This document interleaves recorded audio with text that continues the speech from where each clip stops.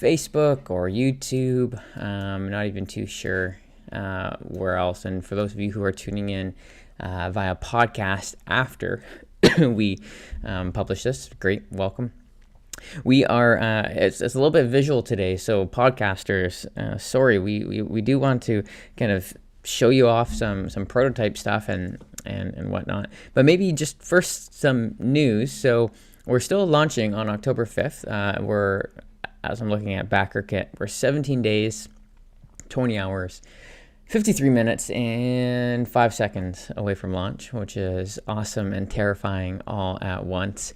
But there's a bunch of balls that are kind of currently in the air as we're, going towards launch. There's all like the getting Kickstarter stuff ready, absolutely all of that. And then there's also kind of all of our prototyping stuff, and because we have 3D elements, and there's just a lot of different elements that kind of all had to coincide at the same time, some printed elements, all that stuff. And one of the big pieces were our prototypes, which was probably about 60% of our Kickstarter prototype. We were getting printed from our factory in China, and they were just bringing it to DHL, our shipper's warehouse, so that we would receive it actually today. But then a typhoon kind of went up the coast of China, Japan, Shanghai area. And so that ended up delaying our prototype from our manufacturer, which is a bummer. And so it's arriving about a week before our Kickstarter launch, which is cutting it close, especially because we want to film. We want to film a bunch of stuff, but thankfully the reviewers that we have lined up, I was talking to them last night, and they are gun-ho to make content on a short, kind of in that short time frame for us, and we have 3 people lined up right now. And hopefully they'll all have time to create some content. We have One Stop Co-op Shop, Board Game Co with Alex, and Quackalope with Jesse. Those 3 are lined up to provide some content. And then what's happening with those prototypes afterwards? We're just going to kind of send them out, filter them out, so that more people can kind of see them and experience the game. So that's a weird world of worldwide logistics, which is already pretty messed up. You throw in a typhoon and it gets even more crazy. Cool. I don't know. What else am I missing, Nathan, as far as updates go? I think that covers it. Yeah, I think everything else that's an update is stuff that you're showing on our different social media channels. So the newest version of the boards, the tabletop simulator mod that's pretty close to being ready. Yeah, those are kind of the main things, I think. Yeah, so speaking of the TTS mod, I was planning on filming a video that was like a playthrough with the TTS mod, but then the person that typically I don't care so much about first impressions, right? As many of you who have followed along this project, we share stuff, we share early, and we're happy with change and iteration. But there's just something special about the first time you show off the game, that I was like, you know what, I actually don't want to do that with a TTS mod. I want to do that with a physical copy. And so Nathan and I, we were texting this morning, trying to kind of secure the location that we want to film this playthrough, because when we get that copy, it's because there's just something, and we'll show you here, but there's just something special about the physical elements. That's why we play board games and not video games, because there is something special. And as much as I love TTS, it's a great tool for prototyping, for connecting with people when you can't be physically close to them. All those things are fantastic. It just doesn't capture the tactile magic that board games provide, and really that we're leaning into. We're leaning into hard with Mythwind. And so for all of you who were hoping for a TTS playthrough before the Kickstarter, sorry, I don't think that's going to happen. But hey, the TTS mod will be available for you come October 5th, so you can check it out. You can pledge and catch the early bird, check it out, and see how it goes. Cool. Okay. Should we talk about some of these trays? Yeah, let's do it. Great. So we did a rush order from the game crafter for some laser printed components. Okay. So this here is the, oh man, I can't even see what I'm speaking. Okay. Actually, let's go like this. This here is our farmer tray. We are gonna have these as colored plastic, so it's not gonna just be gray. We have a couple fun elements. There's these inserts that are going to, so I'm speaking about a lot of things, but these trays right now are 3D printed with an FDM printer. Basically, it is a wide format 3D printer so that it can get like a large surface area. But this is not like our kind of final version, because, and I think I spoke about this last week, but in China, when we send these out, they're going to be vacuum formed, I believe. So we'll get the aluminum mold, and then they'll pour plastic, and then they'll kind of like suck it through, so it snaps to this perfect shape, so that these kind of inserts can actually like click in, and they'll like stay in place unless you pull them. And same with this top insert. So this is kind of proof of concept. We got a couple things going on in this board. So there's the universal kind of tray area, or universal area, that looks the same. It has different iconography for different actions, but it looks the same on all the characters. Areas for the dice here, the dice pool, your different roll skill upgrades. And up top, we have, let me just kind of remove this. We have some fun storage. So this is for the crop tiles, for the different pieces that the farmer needs to store. It's for the coins, so you can kind of, as you get more and more stuff. And then on the back here is this mechanic for the farmer itself. Just if you plant more than one crop a day, you have to spend money, and depending on where you plant, is how much money it is. And then obviously get my perspective right, on the right side of the board is the area for the polyomino pieces that will get locked in there, and then with the lid, everything will snap shut. Very, very cool. Okay, so that's the farmer piece, and I think I shared, or we talked about that a little bit. Nathan, I'm gonna get you to talk about the crafter. Obviously, you don't have the physical copy in front of you, but I do. Do you want me to start with it empty or start with it full? Start with a full. Okay, I don't have the. We'll talk about the actual like big building bits at the end, but Sure. Okay. I think you can So see that. Yeah, go for it. yeah, I mean, we can, I think, highlight the fact that on the left-hand side there, the tray is the same. So the roll skills, the dice placement, all that stuff is still there, but the iconography does change. The storage in this case will probably be for the tabs. I think that's where we're storing the tabs down there. No, this Oh, no, storage sorry, is the roll for skills the are there. this is the roll skills. Yeah. That's right. Yeah. So the icons are quite different because we are using these sort of dog tag shaped tabs, and they're going to work their way through the right side of the board there. You got some already. Fantastic. Yeah, so one side shows you that finished version of the craft item. The backside, not the backside, the Oh yeah. Here. working side, I guess we can call it, shows the materials that you're using. So in this case, it's some wood, and when you're done, it becomes a little wooden statue that you have crafted because you are a crafter. And so on the right-hand side there, you draw those items to the top left-hand square there. That's the draw space. You're a tremendous Vanna White. And then and then you basically, through the different actions, you work your way through the different workshop spaces. There are 4 of those before you finally get to the finished item spot. And once they're in a finished spot, then you've unlocked some more actions. One of them being that you can manipulate the reputation track on the right-hand side. So if you have these nice finished items. Wait, just before we talk about the reputation track. Sure. One of the pieces that's not reflected in stuff is falling. One of the pieces that's not reflected in this prototype is so a couple really cool things. These tabs, as they work through, they actually stand up. So you get this like cool representation. And in the final version, we actually have steps in 3 different areas, and so you can put these tabs here in the middle or at the bottom, and it's tiered, so you can kind of see in a quick glance, okay, which ones here. I'll try to do it a little bit representative, like which ones are representative there.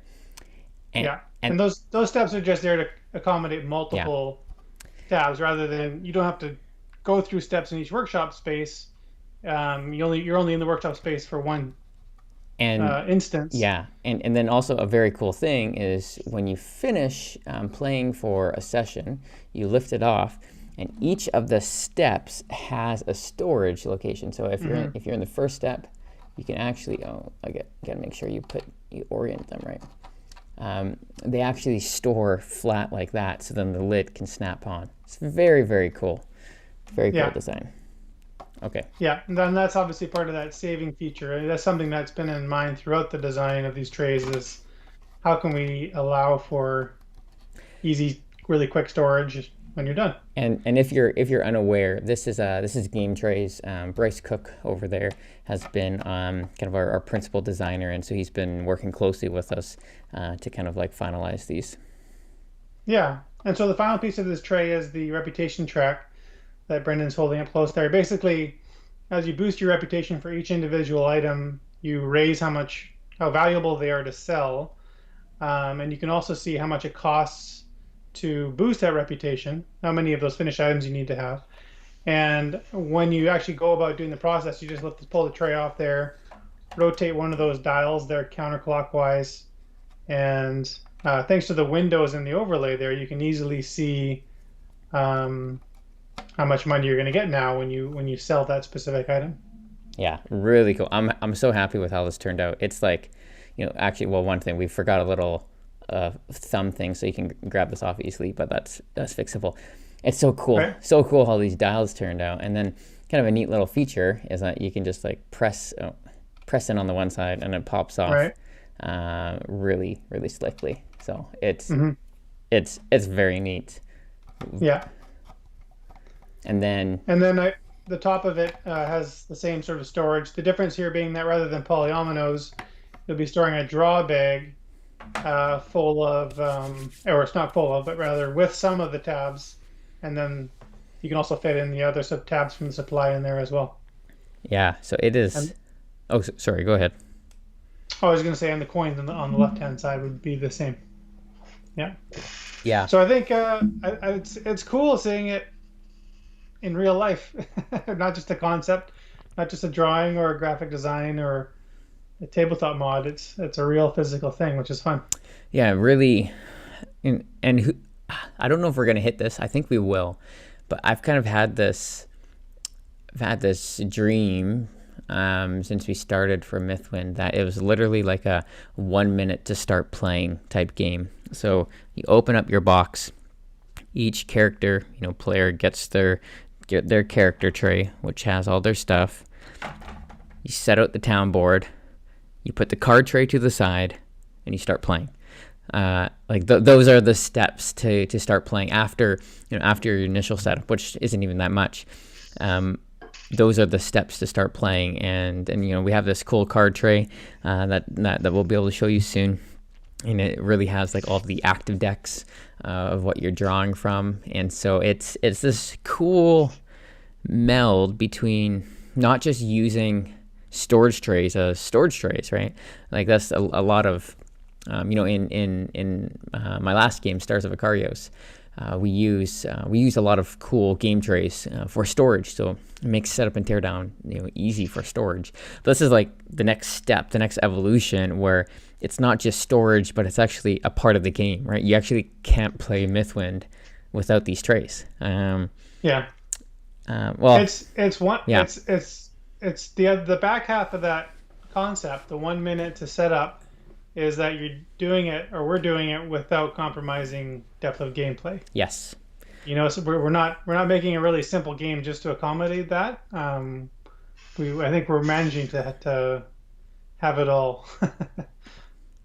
Yeah, and I think in some ways especially with like the crafter, how the tabs are sitting up. I actually think it like enhances gameplay, which is really neat. And same with the polyomino pieces. I just love it. I don't know. Have I showed the painted miniatures on live stream? I don't remember. Show them again. They look great. Okay. I've been showing these off. If you don't follow any of our social medias, I snapped some pictures this morning of our painted miniatures. They're nice and chunky. They're gonna look so cool, just kind of hanging out maybe on your desk, on your table. Like incredible. You see the little snail at the bottom there? So great. A little swamp dude. I think this is Nathan's favorite. The little rock guys. Is this your favorite? I like those guys or the wood sprite as well. Oh yeah, the wood sprite is great. The elemental ones, I guess. Yeah, I like this guy. And then our two characters that we have painted up. Looking really good. Yeah, the design is great. The painting's fantastic. Painting by Taylor Holloway. 3D modeling by Nicholas Hine, Warlock 3D, and art by Dan Wayne. We got a team effort there. So it's been fun to kind of see that come to fruition. Yeah, Nicole on YouTube is commenting that it's you must be really excited seeing it starting to come together. Congrats. Yes, we are excited, and something fun about we've been seeing it come together digitally for months, but there's just something about seeing it physically come together, which is fantastic. The miniatures currently are not coming painted, but we are quoting what a pre-painted option looks like. So the miniatures currently are not coming painted, but we are quoting what a pre-painted miniature option looks like. Will the minis be the same size in the game? So Cynthia is asking if the minis are the same size. Mm-hmm. Currently, yes. They might be too big. So this is something that once we get the whole thing, we might drop it down.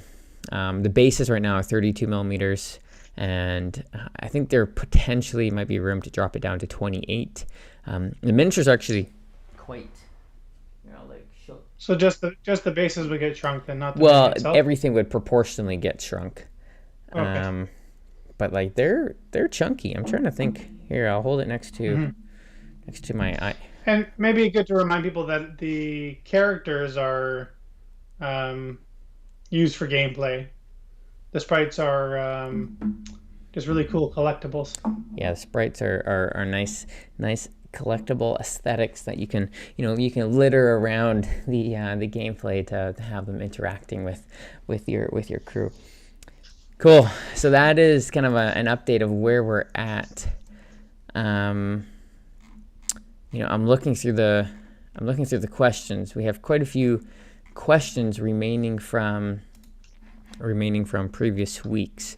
And Nathan, any specific questions you want to jump into? Well, I feel like a lot of people will ask about how big of an element the story is to the game. And we've talked a bit about that before, but we could get into that a little bit more. It came up recently when I was talking to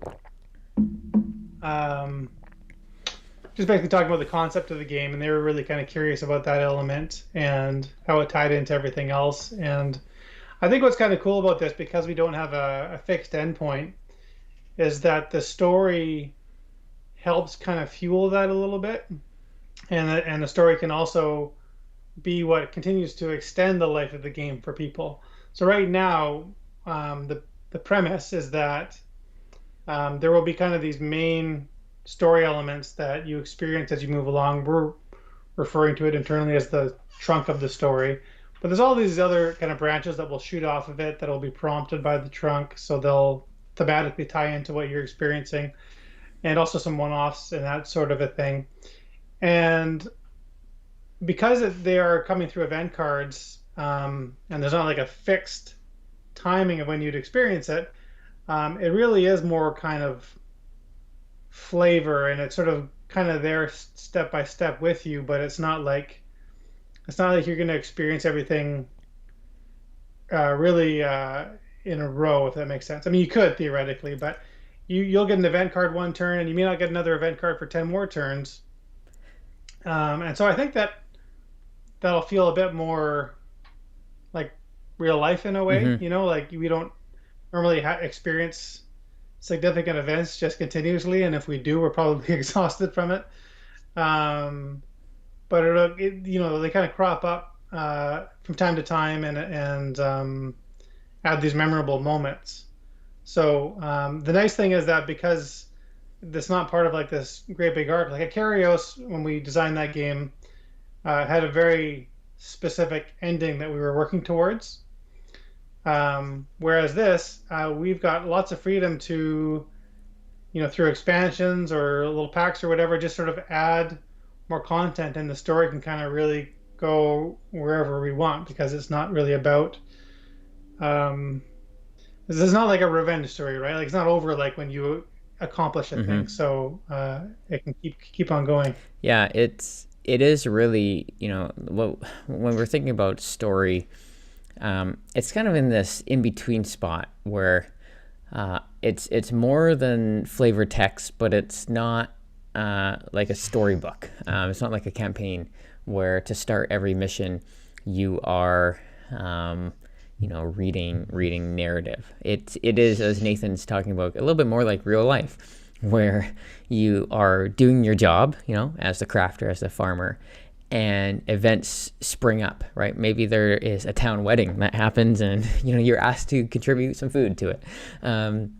Right? You get these moments of really like life and hopefully organic story that comes through as you're playing. And so you are working to build this town, but in like any new town and any small community, stories pop up. Adventures kind of arise, and maybe you step away from your work for a couple of days, and you step into adventuring, right? And there's these moments where stuff does happen to give shape to and context to what your character is doing, which I think is really neat. Hmm.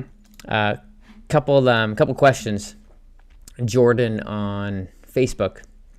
Actually, sorry, before I ask this, Nathan, anything else you wanted to add on the story piece?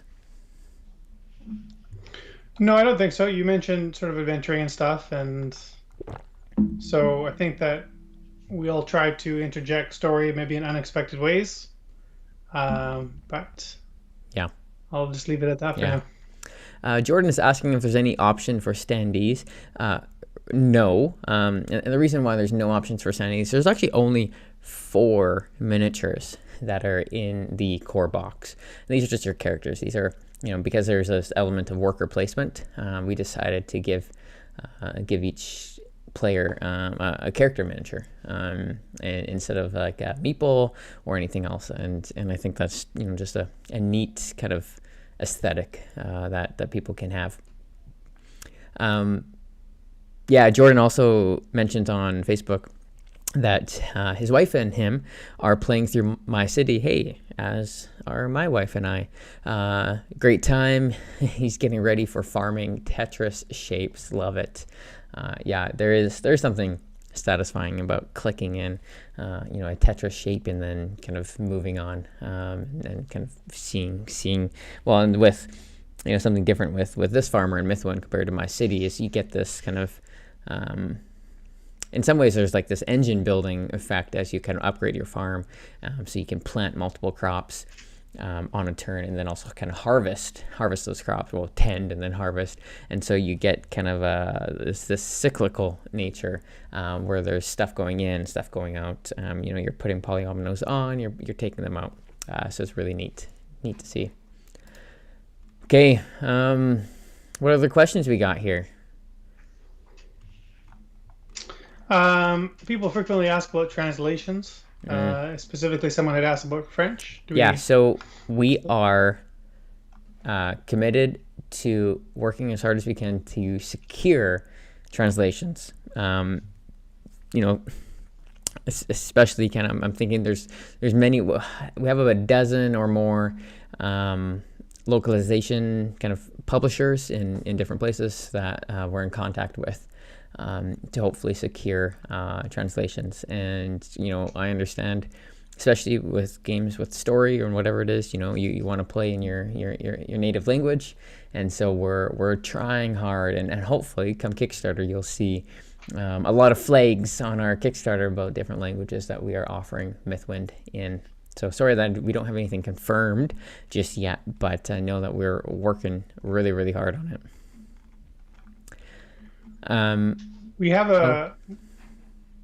I was just gonna say we have several questions about add-ons. Like, will we do an art book? Will there be someone suggest like sprite plushies, yeah.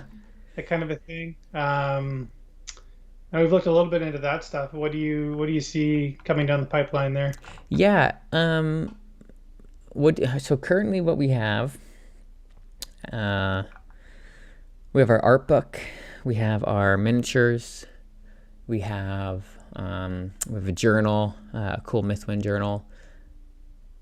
I'm trying to think of other stuff secured. We are looking into metal coins, looking into kind of an asterisk. We want to make sure that the price is right and that we can offer something that's cool and valuable.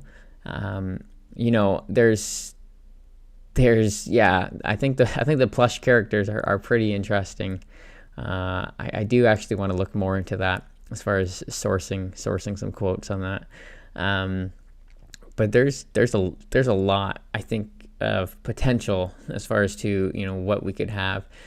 We've also kind of toyed around with a dice tower, and how that could look like. And so there's a few things that are maybe not locked in, but we're still kind of toying around with.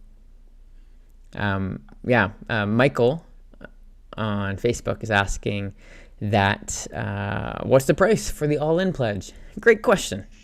I don't know if we're going to reveal prices till the Kickstarter. I don't know. Maybe we will a little bit before, but Nicole on YouTube is mentioning that she's been peeking at the Kickstarter page, and it is wonderful to see almost 12,500 people already following the project and its launch soon. Yeah, that's great. We are so we've partnered with BackerKit this past month, and they have been advertising on our behalf. So they've generated 6,000 or 7,000 leads. Not all of those are reflected on our Kickstarter page, but a lot of them are, and so it's fun. We have a internal, not debate, but an internal discussion, bet, I don't know, about how high can we go. And so it's been great to kind of see the growth, and I think it's resonating with people, which is fantastic. I think the fact that we're seeing so much support already uh, has a really positive effect. And I know for me that when I'm designing, people are watching. So I want to make sure that we're doing good work, we're making something interesting and exciting. And obviously, there's something about the project that's resonating with people. So it is exciting for us, and also for me, anyways. Really really drives me. So it's exciting on a couple of levels. Yeah. Well, that's great. I think we could do one more question or no more questions, Nathan. I don't know if you have something queued up. If you don't, I'm happy to call it for the day. I do not have another question. Maybe here's just a quick rando one. Actually, are we going to allow for sleeved cards Yeah, for everyone always storage? asks that. Yesterday, to to our credit, or who, I don't know, someone's benefit about sleeve cards, we actually in our card tray, I think we will have room for sleeved cards in the card tray. I think. So We obviously don't know until they're designed. It increases the size. It's like 150% the amount of room you need with sleeved cards. So it's not insignificant. And so when you have a number of cards, a couple hundred cards, it really actually has the potential to like balloon the box size. But I think we have room with Mythwind. No promises. That's a big no promise off the top. It's great. Hey, well, everyone, thanks for joining us today. I'm actually not too sure. We might pause next week. I'm on I haven't told Nathan this. I'm on a trip next weekend, so I leave early Friday morning, and so there may not be a live stream next week. But then something very exciting is that the week after will be, like 3 or 4 days before we actually launch Mythwind, and we have a couple fun things planned for the Mythwind launch on October 5th.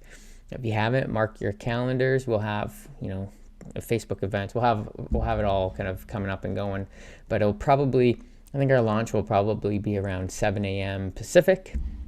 That kind of gets us the European time zones, and then lots of time in North America. And so we're thrilled to take these next steps. Awesome. Well, hey, thanks for joining us, everyone.